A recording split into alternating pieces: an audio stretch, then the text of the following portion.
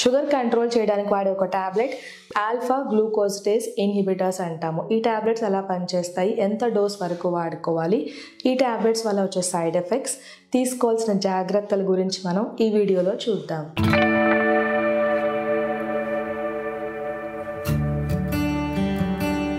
Hi, నేను doctor Deepti కారేటి immense clinics నుండి.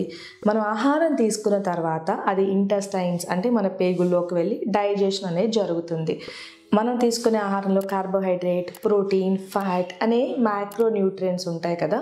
ముఖ్యంగా కార్బోహైడ్రేట్ డైజెషన్కి వస్తే పాలీసాకరైడ్, మనం తీసుకునే ఆహారం అంతా కాంప్లెక్స్ కార్బోహైడ్రేట్ ఫామ్లో ఉంటుంది. అంటే రైస్, రోటీ వీటన్నిటిలో ఉండే కాంప్లెక్స్ కార్బోహైడ్రేట్స్ మీద అమైలేస్, ప్యాంక్రియాటిక్ అమైలేస్ అనే ఎంజైమ్ పనిచేయడం ద్వారా ఈ పాలీసాకరైడ్స్ అనేవి ఆలిగోసాకరైడ్గా మారుతాయి.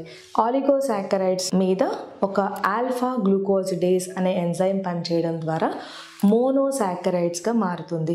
మోనోసాకరైడ్ అంటే గ్లూకోజ్, అది మన బ్రెయిన్కి ఎనర్జీ ఇస్తుంది. శరీరంలో ఉండే మజిల్స్కి కూడా ఎనర్జీ మెయిన్గా గ్లూకోజ్ నుండి వస్తుంది. కాబట్టి ఈ డైజెస్టివ్ ప్రాసెస్ అనేది మన శరీరంలో జరుగుతుంది. షుగర్ లెవెల్స్ పెరగకుండా ఉండాలంటే మనం అమైలేజ్ ఎంజైమ్ని ఇన్హిబిట్ చేయొచ్చు. ఈ టాబ్లెట్ పేరు ఎకార్బోస్. ఇది 50 mg వరకు డోస్ వాడుకోవచ్చు. Second enzyme alpha glucosidase inhibitor, ఈ టాబ్లెట్ పేరు ఓగ్లిబోస్. ఈ టాబ్లెట్ని 0.2 నుంచి 0.3 mg వరకు వాడుకోవచ్చు. ఈ రెండు టాబ్లెట్స్ వాడుకోవడం ద్వారా కార్బోహైడ్రేట్ డైజెషన్ అనేది స్లో అవుతుంది కాబట్టి షుగర్ లెవెల్స్ త్వరగా పెరగవు.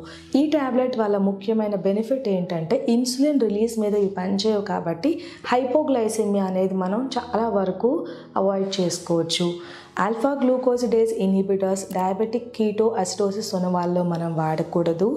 ఎవరిలో అయితే ఇంటెస్టైనల్ మాల్ అబ్సార్ప్షన్స్ అంటాము, అంటే inflammatory bowel disease, digestive disorders ఎవరైతే ఉన్నాయో వాళ్ళల్లో ఈ టాబ్లెట్ అవాయిడ్ చేస్తే మంచిది. ఈ ఆల్ఫా గ్లూకోసిడేస్ ఇన్హిబిటర్స్కి కొన్ని సైడ్ ఎఫెక్ట్స్ ఉంటాయండి.